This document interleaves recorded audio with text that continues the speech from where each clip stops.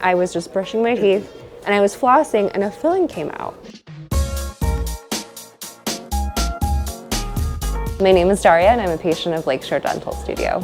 Today I came here for a regular checkup and cleaning. Done fillings went seamlessly, perfectly. You know, regular procedures, maintenance. My entire family comes here. The one visit that was really pivotal for me was when a filling that I had done by a different dentist broke off one night. I was just brushing my teeth and I was flossing and a filling came out. And I was like, what is this? And I started panicking. The next morning I called and they squeezed me in the morning of. And Dr. Haken just looked at it and he fixed it right away. Everyone is super, super friendly.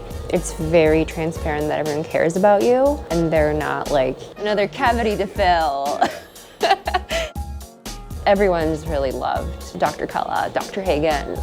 They do a tremendous job, and as well as the staff and the hygienists and everyone.